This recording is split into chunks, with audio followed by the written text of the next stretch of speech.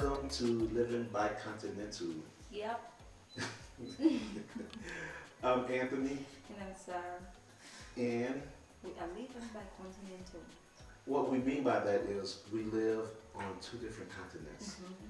We spend half the year in the United States of America, We are in Uganda. Uganda, Africa, the And Pearl of right, Africa. and right now we are in Uganda. Uh-huh. Now my baby, he's trying to feed me some juice.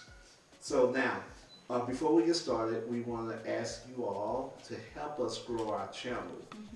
The way you can help us grow our channel, Is by subscribing, leaving comments, like, share. yeah, Share, and then also if you're on any other platform other than YouTube, we ask that you would follow us and share us on all other platforms, whether it's Instagram, whether it's Facebook. Help us grow. We're out to grow. That way we can continue to bring you really good positive content about Africa, about the African American community, black love, black family, things of that nature. So anyway, today, what we're going to talk about? Today we're going to talk about our anniversary. Yes, we today make 5 years of marriage. So we're very excited to be celebrating 5 years. Yep. Now, the beginning, was it easy? Okay, so one thing that everyone has to understand, I know that marriages are not easy just in general, but when you marry someone from a total different culture, from a whole different planet, different country, different continent, you're going to face challenges. You're going to face challenges such as language barriers, communication barriers. For example, me being an African American, I could say something to my wife and it could be harmless, and it could be something that we as African Americans are known for saying, or something common for us to say to one another. But she could receive it as something that is negative, because that same thing that I'm saying to her in her community, in her culture, it could be something that's negative. Yeah. So we spent the first 2 years of our marriage. It was really a rough road. It was up and down. Yeah, it was up and down, On and off. off and on. So, but we made it through. We had to learn each other.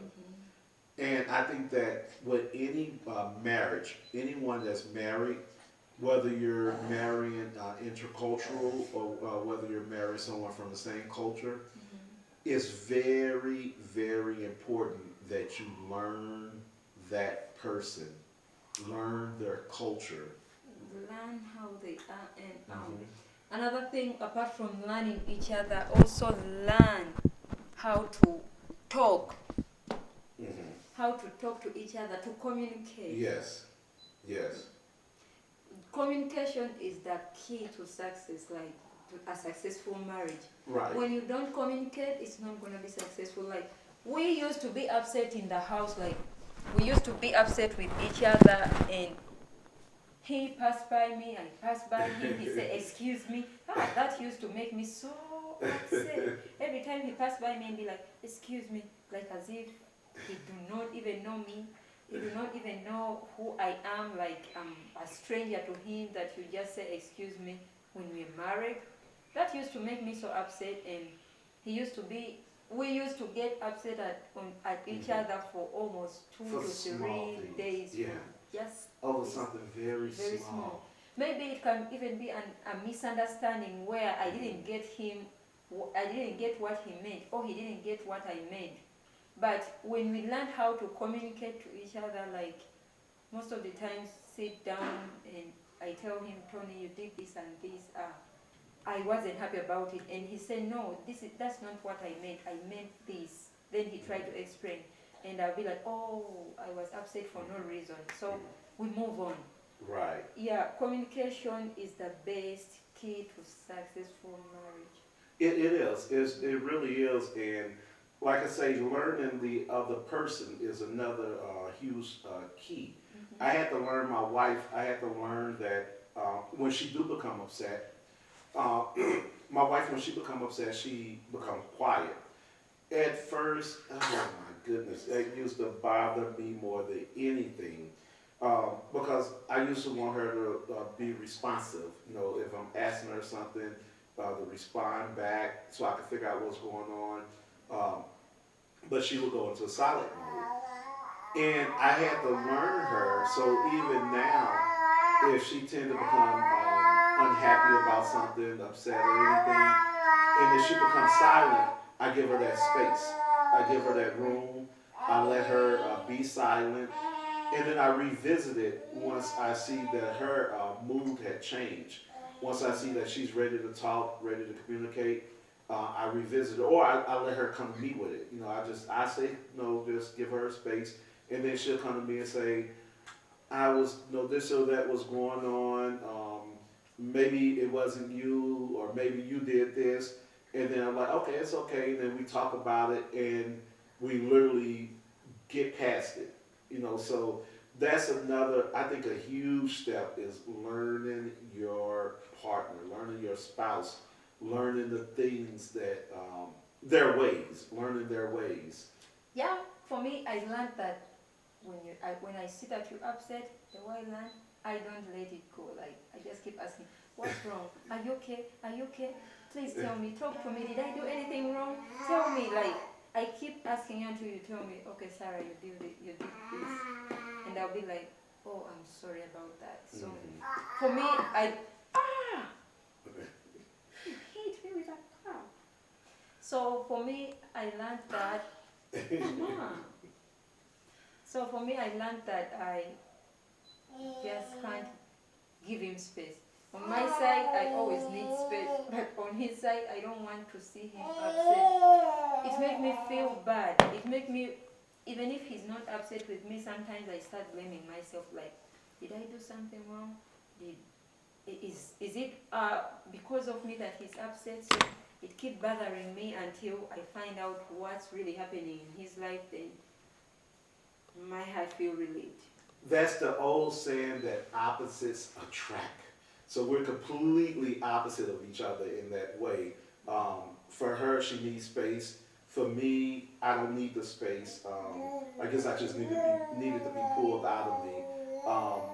I'm a Pisces, so can we could be hurt or upset or angry about something, and we just keep it in, keep it in, keep it in.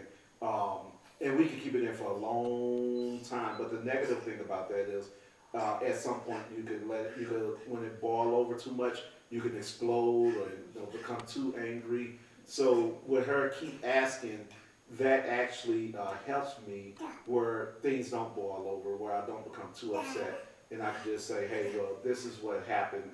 This is how I feel about it.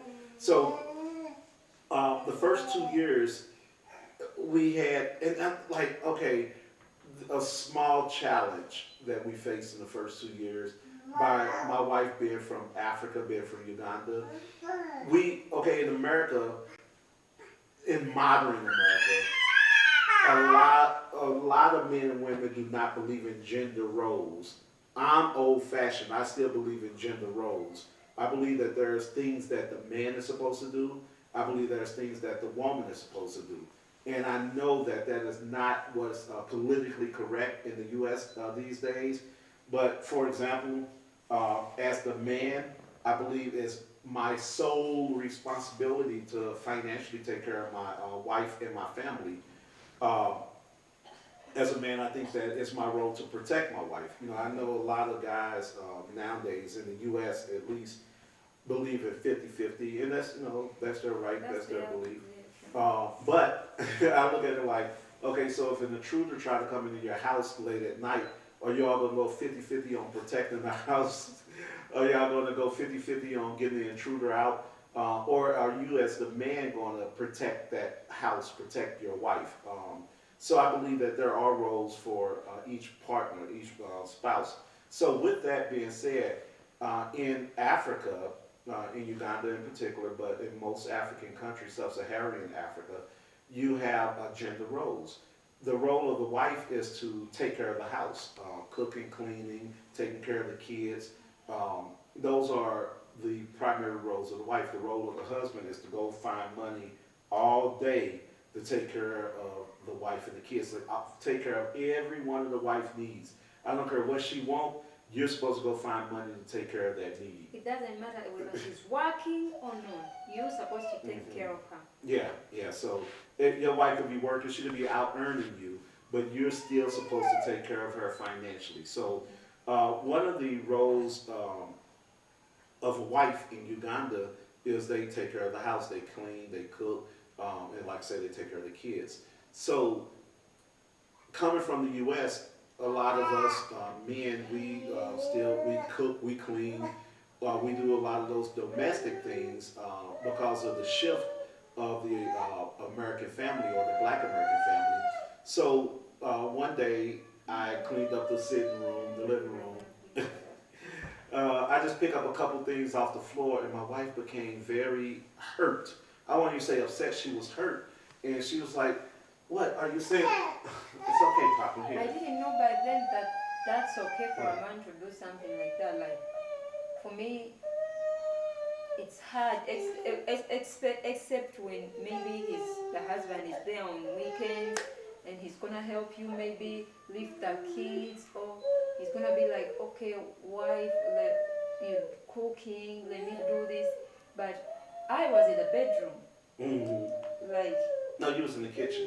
What was I? You was in the kitchen. I think you was cleaning up the kitchen. Yeah, and he came to the sitting room and started cleaning up, and I was like, "What in the world?" Like, I'm in my mind, I was just up. helping out. I was like, my wife is in there. She's working hard. Let me help out.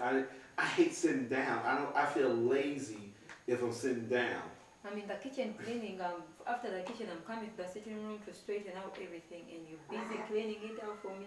Like, that's my role. That's the role of a wife. I didn't know that in the US a husband can also do that. So now I know. She became upset. Now I know, though.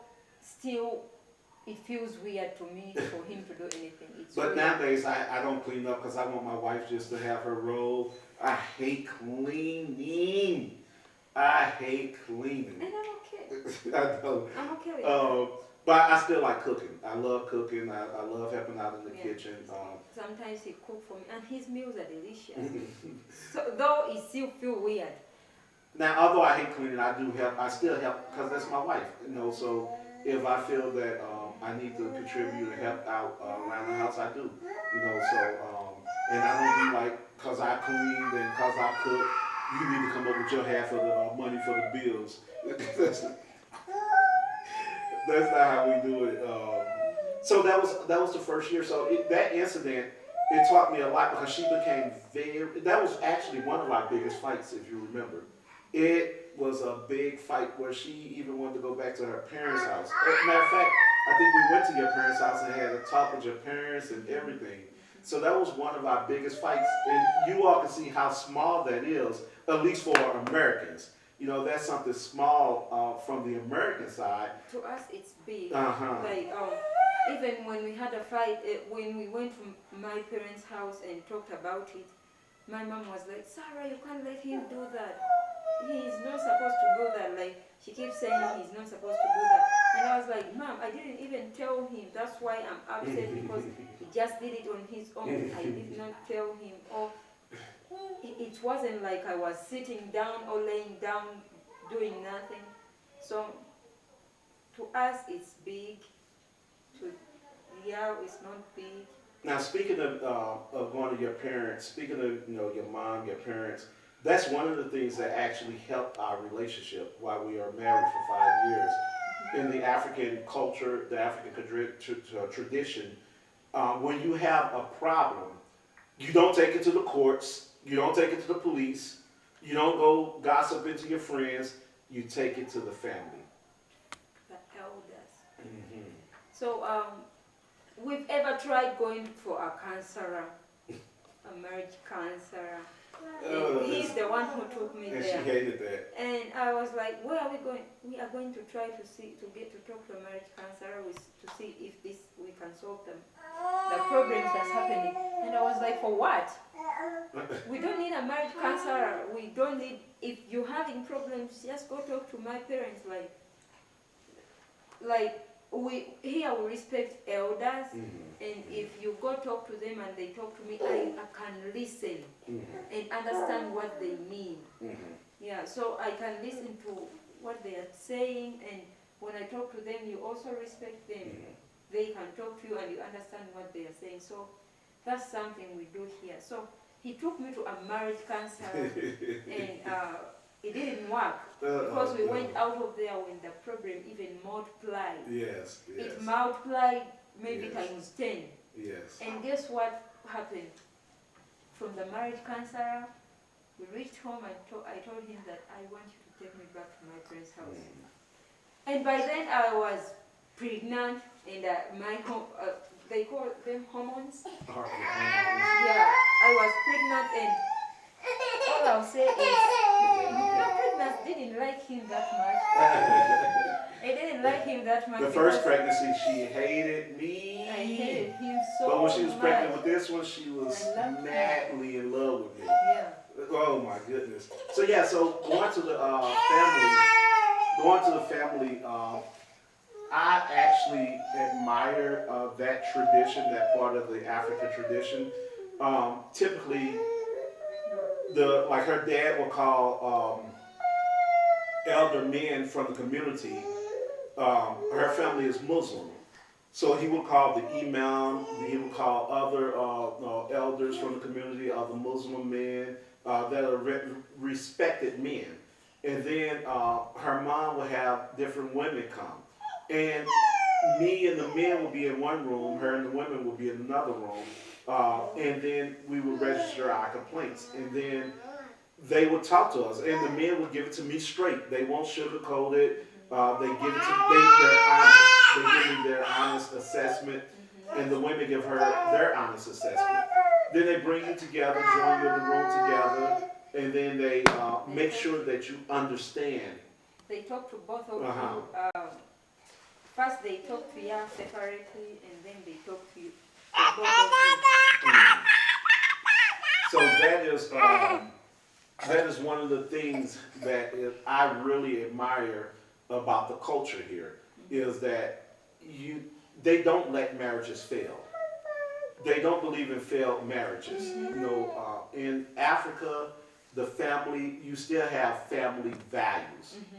Very strong family. I mean, honestly, that was the reason why I married Sarah, and I said it on many videos, is I needed a wife that understood marriage, that had the values of marriage and family, and that was a value that was embedded in her. Not one who didn't understand marriage, who didn't have that as one of their core values. And I think we lost that in the U.S. We used to have that, in the black community. We used to really believe in marriage. So I needed someone that's black, that believed in marriage just as much or more than I did. So that was one of the reasons I married her. So one of the things I told her from the beginning, no matter how many fights we had those first 2 years, I said, no matter how bad things get, no matter how much we disagree with each other, how much we fight, we are not divorcing each other under no circumstances. We are not raising these boys in 2 separate homes.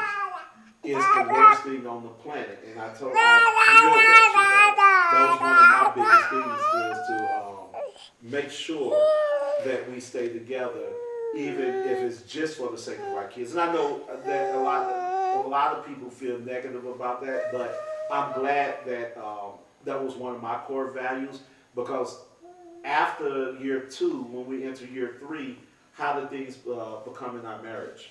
It became smooth, and we learned how to deal with each other. For me, that's what I was saying. When we learned communication, to communicate to each other what's bothering the other, that helped a lot, and it helped solve our marriage.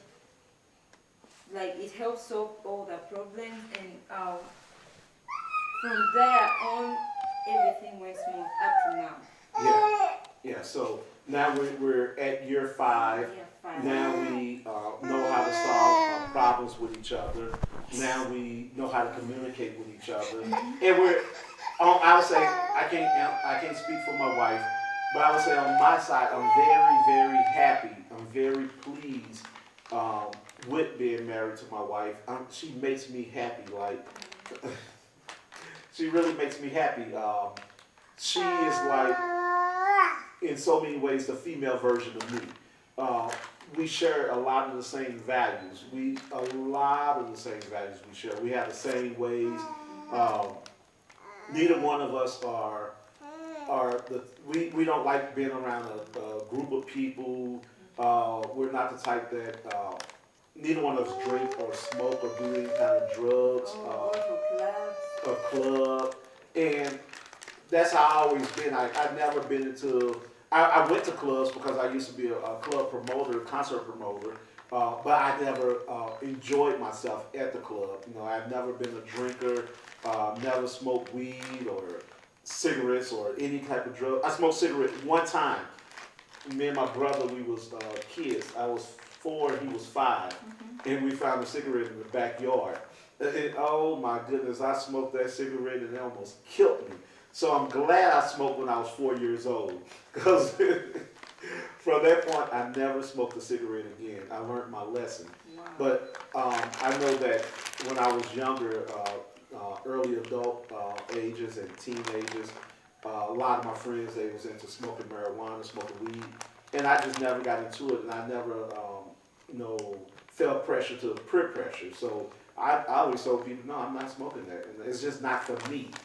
So I never followed the crowds, never got tattoos. There ain't nothing wrong with me if a person got tattoos. I mean, I just never followed what everybody else did. And Sarah is the exact same way. She literally don't follow. Sarah gonna do whatever she want her way. Only her way. Not two ways about it. I'm just saying on your own. You're gonna do things your way. My way. And then I like that about her. I go by my rules.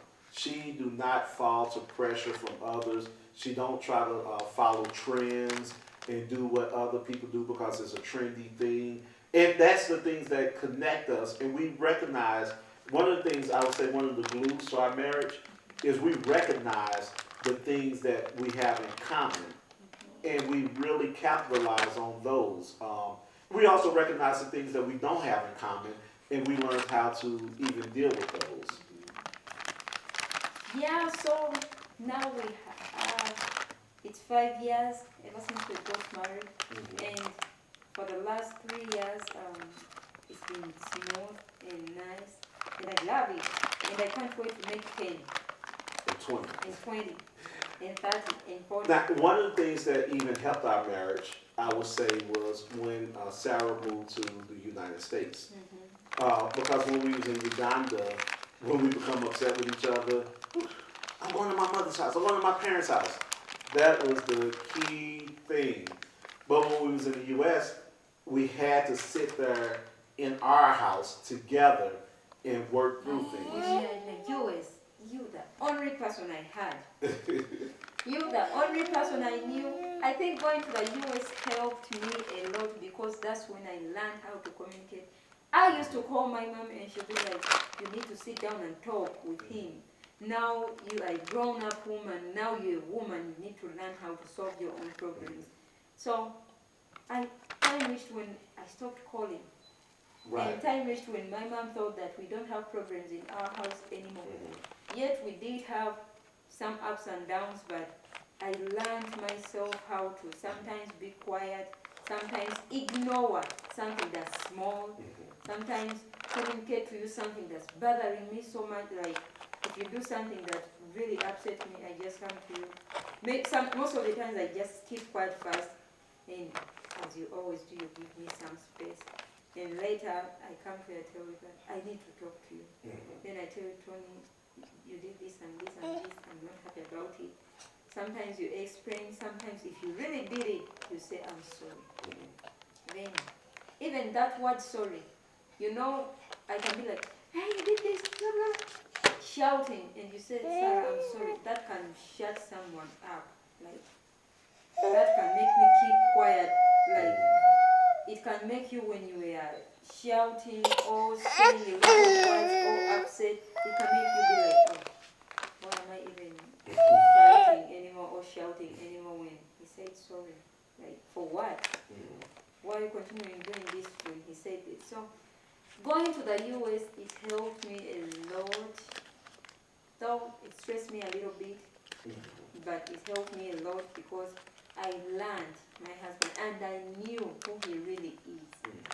Well, because in Uganda, I got to learn Sarah. I got to learn who she is, not just from her, but from those that are around her, from her siblings, from her parents, from those in her community. I got to learn who she is, because you learn a person not just from knowing the details of that particular person, but you learn that person also from going to their community, seeing how life is, seeing what are the do's and don'ts of that community, that culture.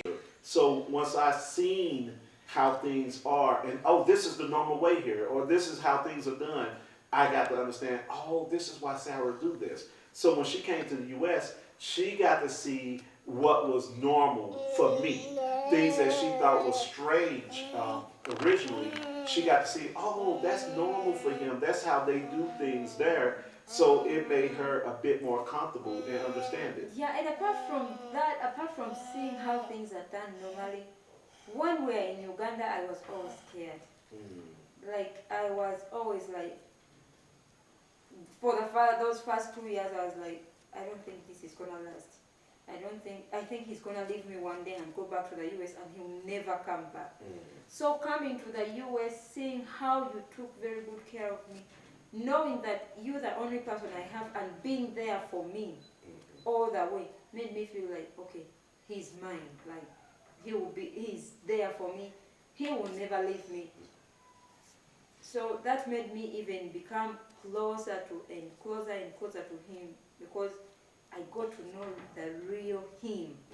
In Uganda, I couldn't know who he really is until I went there and saw that I only had him, but he never mistreated me. He's the only person I knew there. He was always there for me. He provided me with anything I want. He never waited for me to complain. He never let me complain about anything. He used to always be there for me like 100%.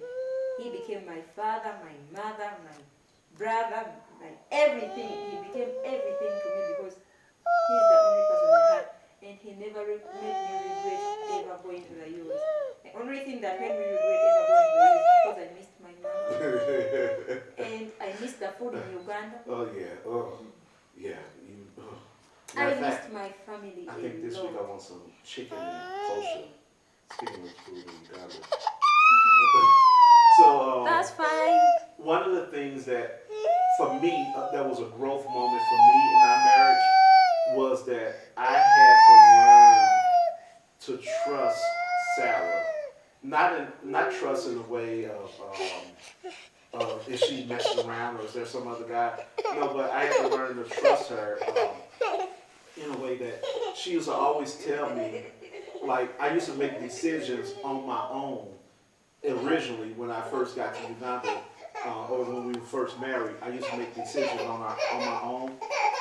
Let me get him a phone. Here, baby boy. Here.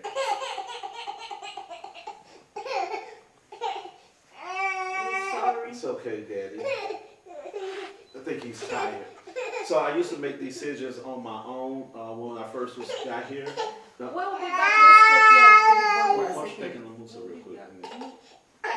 We'll be back.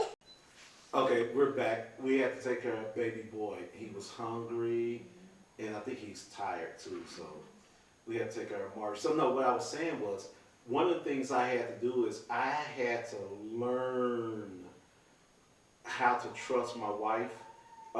Not in the sense of, like I say, relationship, like is she messing around, is there some other guy? I had to learn to trust her in a sense where when I first was doing business in Uganda, making decisions, I had that attitude that I'm the man and whatever I say go. If this is the decision I want to make, that's the decision that's going to be made. But Sarah is extremely, extremely, extremely wise, very intelligent. And she used to always advise me on things that I should or shouldn't do. And I'm like, well, no, that's not how I want to do it. So I would take my route and come back with shame. I would take my route and come back with shame. Let's say this: you take your route of shame. Mm. And she used to love to tell me, "I told you so." Mm-hmm. So from there, I learned no matter what decision I make, it could be a very small decision or a very large decision. I do not make decisions without my wife. Period. Every decision I make, I consult with her. I tell a lot of my homeboys, Sarah's my consultant. I consult with her about anything. Even we have friends that call, maybe they want to borrow something, some money or something. I say, well, let me first talk to Sarah. Everybody knows that's what I say. Therefore, I talk to her, and if she say no, if we feel that it's not good for our, she don't want me to say that because she don't want somebody to ask, and then I tell them no, then they're like, wait a minute, maybe Sarah said no. So No. Trust me, when it comes to that, I always want to stay far away from that. No, I'm quick to. I can say no. I don't. Yeah. I'm. For me, I When it comes always to want money, to say. I'm very disciplined, extremely disciplined. When you ask me that, when you come ask me that this happened, this friend, it depends who that friend is. Yeah. Because So I'd be surprised if you'd be like, no, you should help. We need to help them. I'm like, geez, I was waiting on a no from her. But no, I was just joking. But I'm someone who want to most of the time stay away from that. Yeah, she don't like nothing, no negativity. She hate negativity. But I consult with her on all aspects of business. So we sit down and we discuss business ideas, business opportunities, and we make those decisions together. So we don't have any projects at this point where it's just my decision that it was something I wanted to do, or even just something she wanted to do. Everything we sit down, maybe she'll have an idea and say, this is what I'm thinking of, I want us to do this, and then we'll weigh it out, look at the pros and cons, and we'll see if that's something that will be productive for our family. And then we sit down and we measure it. If it's something I want to do, I come to her the same way and say, Sarah, this is what I was thinking of. What do you think about this idea? Do you think this is be something that'll be good for us, for our family? And if she say no, she don't sugarcoat it. She don't just say yes to make me happy. She look at the idea and say, well, no, I don't think this is a good idea. Because she look at the fact that if she say yes, then that could be wasted money and opportunity for the whole family. So she don't just say yes to please me, yes to make my ears feel better. She'll tell me no, and we go off of that. Now, if it's something I'm very strong on, I will still plead my case. I say, well, Sarah, these are the benefits, and then she'll look at those benefits, and we'll go from there. Or if it's something vice versa that she's very strong on, she'll plead her case and say, well, these are the benefits. So we work together as a team. Now, in that, we're partners. But as far as bills and all that, we're not partners. We're not 50-50 that. But as far as decision making, we are partners. We make decisions together. Those are some of the things that has helped our relationship grow. As Sarah mentioned, communication. That's part of our communication. We know how to communicate, not just about personal affairs, but about business. We communicate very well about the children. So we don't make single parent decisions when it comes to the children. We consult with each other and we make decisions together as far as the children. So I think those are all the things that help us reach 5 years. And I think that we're destined to reach 10, 15, 20, 50 years, so. The next video will be like 10 years. No, that's not the next video we're going to make. No, the next video about will be 10 years. So we're going to keep pressing, you know, and keep working and trying and learning each other and keep growing together. I think that's important. One of the things I want to say before we leave is, for me, it's extremely important to promote black love, black marriages, black family. We as black people, we would not make it if we do not promote that family structure, that traditional family structure, the husband, wife, children. That's how you build generational wealth. If I'm trying to look for a polygamous relationship, for example, if I wanted 2 additional wives, where do I leave the wealth to? That wealth is going to be divided to 3 households. So now our household, our kids, they won't have their fair share in the wealth.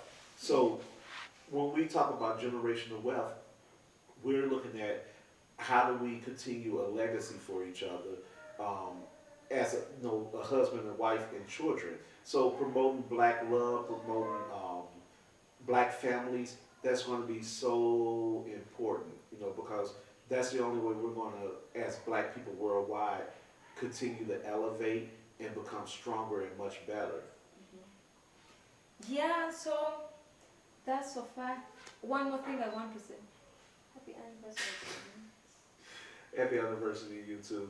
5 years. 5 years. It's exciting. For me, it's exciting because they say that in the black community, I was actually listening to Kevin Samuels yesterday on YouTube, and it was ironic because he was talking about black marriage. Well, he always talks about black marriage, which I appreciate his content. And one of the things he was saying is that black marriages, on average, what he say, the amount of black marriages that last over 5 years is less than 7%. This is American statistics, not Africa. Of course, African marriages, they do last, they do work. They believe in families here. Yeah, but in America, the statistics shows that the average black marriage, 5 years or more, only lasts less than 7%. That's a horrible statistic. Now, even in Black America, you have only I think it's like less than, I think it's 3/4 of households are married. I'm sorry, 1/4 of households are married. Those are horrible numbers. So for us, we promote black love and black marriage. So anyway, I'm very happy, that I met Sarah. Very happy that we celebrated 5 years and we could bring this content to you. We ask that you all will help us once again. To subscribe and share. Help us grow our channel. Tell your friends about it. Spread the word. If you're about black love, B1, black communities, if you're about developing and strengthening the black community, then this is it. So help us grow. That way we'll bring more content. We can spread this message around the world so other black couples could be together. And also we want to promote cultural relationships. It's okay if you're from the U.S. to find your wife in an African country or in South America or in Jamaica, or vice versa. If you are a man in Kenya, it's okay for you to look for your wife in France or Germany, as long as they're black. So until next time, we will holler at you all. Peace. Peace.